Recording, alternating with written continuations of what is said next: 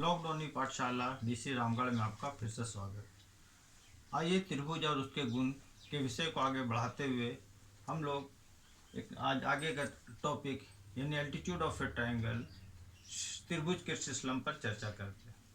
हमने इसके पहले वीडियो में त्रिभुज और उसके गुण, त्रिभुज के प्रकार और माध्यिकाएं, त्रिभुज की माध्यिकाएं पर चर्चा किया।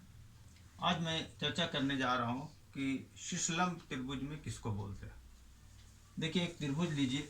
मान लीजिए एक त्रिभुज आप ऐसा लिए, एक त्रिभुज आप ऐसा लिए और एक त्रिभुज आप ऐसा लिए।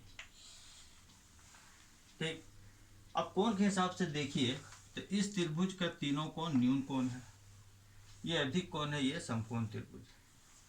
अब यहाँ पर है प्रश्न कि इसका जो शीर्ष है, ये 1 2 3 शीर्ष है। ये एक शीर्ष लिए, इसका मान लीजिए हम ये वाला शीर्ष ए चुने, ए बी सी एक त्रिभुज है।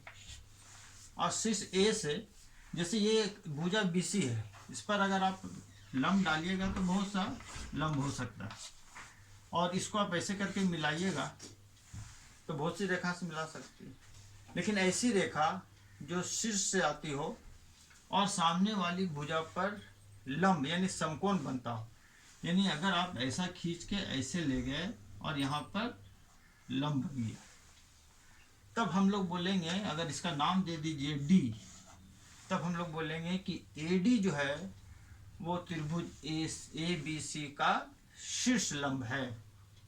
यानी सामने वाले शीर्ष से या भुजा से, किसी त्रिभुज की एक शीर्ष से उसके सामने वाली भुजा पर जो लंब डाला जाता है उसी को उस त्रिभुज का शीर्ष लंब कहते हैं।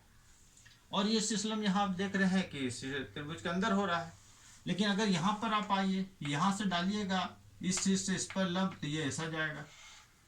लेकिन इस यहाँ से आप चाह रहे कि इस भुजा पर डाले तो इसको बाहर ऐसे निकालना पड़ेगा, यहाँ पर होगा। और इसमें आप देखिए, ये पहले से एक भुजा दूसरे भुजा पर लंब है, यानी वो त्रिभुज पर ही है। तो यहाँ से ये पता चला कि सबसे पहले शीर्ष लंब होता क्या चीज़ है, सामने वाले शीर्ष से या शीर्ष से सामने वाली भुजा पर जो लंब हो उसको त्रिभुज का शीर्ष लंब, एल्टीट्यूड ऑफ ट्रायंगल बोलते हैं। ये त्रिभुज के अंदर भी हो सकता है, ये त्रिभुज के बाहर भी हो सकता है, ये त्रिभुज पर भी हो सकता है। जैसे कि इसमें देखिए, त्रिभुज के अंदर, त्रिभुज के बाहर और त्रिभुज पर। और ये तीनों शीर्ष लंब को जब आगे बढ़ाया जाए तो देखा जाएगा कि हर स्थिति में, चाहे वो त्रिभुज के अंदर हो, त्रिभुज के बाहर हो या त्रिभुज पर हो, हर स्थिति में तीनों शीर्ष लंब एक ही बिंदु पर एक दूसरे को प्रतिच्छेदित करती है। ये त्रिभुज के शीर्ष लंब के गुण हैं। तो हमने आज इसके बारे में जो बताया, त्रिभुज, उसके गुण वगैरह, और अगर आप आगे और इसके अध्याय करेंगे तो अध्ययन, ठीक, आप उसी प्रकार आप आगे देखेंगे तो एक नया भी गुण देखेंगे कि त्रिभुज में जो हम तीन कोण का बात करते हैं, ऐसा त्रिभुज बनाते हैं और बोलते हैं ये तीन कोण। अगर ये समद्विबाहु त्रिभुज है, समबाहु त्रिभुज है तो सब कोण बराबर होगा। समद्विबाहु त्रिभुज है तो दो कोण बराबर होगी, यानी जो भुजाएं बराबर होंगी उसके सामने का कोण भी बराबर होगा। फिर आप माध्यिकाएं, उसके बाद आप शीर्ष लंब के बारे में समझे। आइए हम एक चीज बता रहे, त्रिभुज के अंतः कोण, interior angle of A triangle. तो जो हम लोग त्रिभुज के कोण बोलते हैं वो एक्चुअली हम लोग अंतः कोण का बात करते हैं।